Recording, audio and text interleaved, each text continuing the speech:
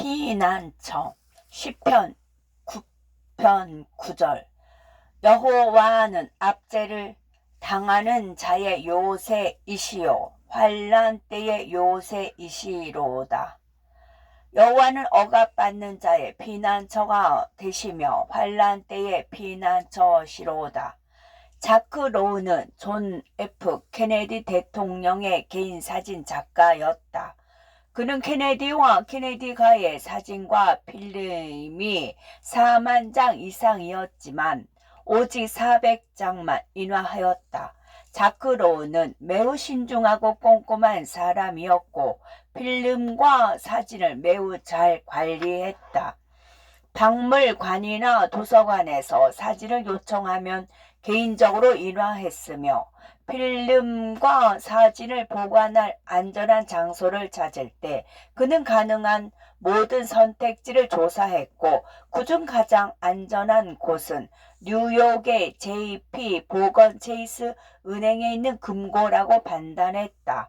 하지만 오늘날 4만 장 이상의 필름과 사진 중 어느 것도 존재하지 않는다.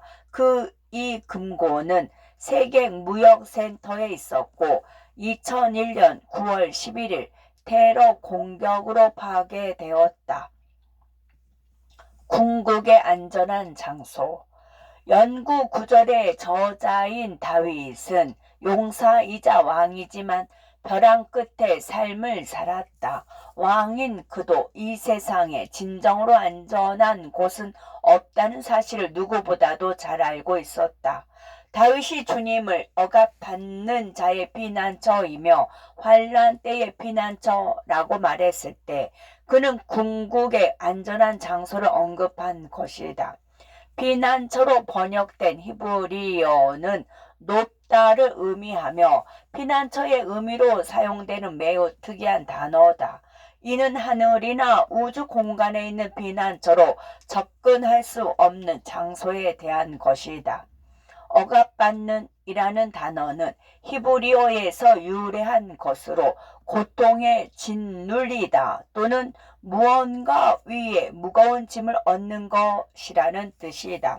환난을 의미하는 단어는 묶여있다라는 의미이다. 이는 가지치기를 의미하는 어근에서 유래되었을 것이다. 하나님은 우리를 짓밟으려는 자들과 억압하려는 자들과 우리를 두려움에 얽매이게 하는 자들로부터 보호하는 피난처이다. 즉 피난처의 의미는 하나님께서 우리를 둘러싸고 보호하시는 모습뿐만 아니라 우리를 얽매고 있는 모든 문제와 스트레스에서 우리를 들어올려 데려가시는 모습을 보여준다. 비행기가 폭풍우를 뚫고 지나갈 때 강한 난규류에 휘말렸던 때를 기억한다. 조종사는 비행기를 200m 상공으로 끌어올리겠다고 방송했다.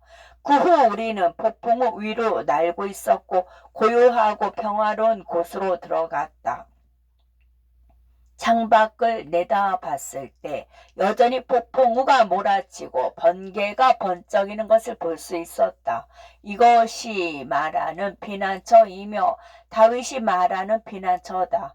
우리가 폭풍우를 겪고 있거나 그 속에서 보호받고 있는 상황이 아니라 오히려 하나님께서 폭풍우가 미치지 못하는 새로운 높이로 우리를 데려가시는 것이다.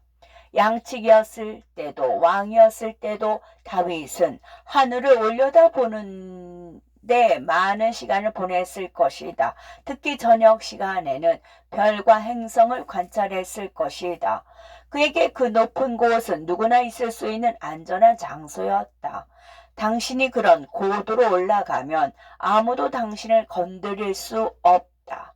다윗처럼 우리도 때때로 압도당할 수 있는 문제에 직면하게 될 것이며 그로 인해 우리를 얽매는 큰 두려움을 불러일으킬 것이다. 그때 우리는 다윗처럼 평안히 앉아서 우리를 새로운 높이로 데려가시는 하나님을 상상해야 한다.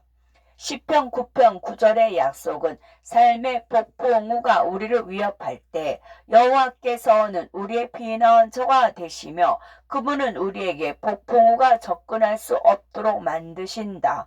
우리는 세상의 안식처나 육신의 팔에서 안식처를 찾을 수 있다고 생각할지 모른다. 하지만 자크 로우가 자신의 사진과 필름을 위해 세상에서 가장 안전한 장소를 찾았다는 생각이 실수였던 것처럼 우리는 곧 우리가 인간의 힘을 신뢰하는 것이 실수라는 것을 깨닫게 될 것이다.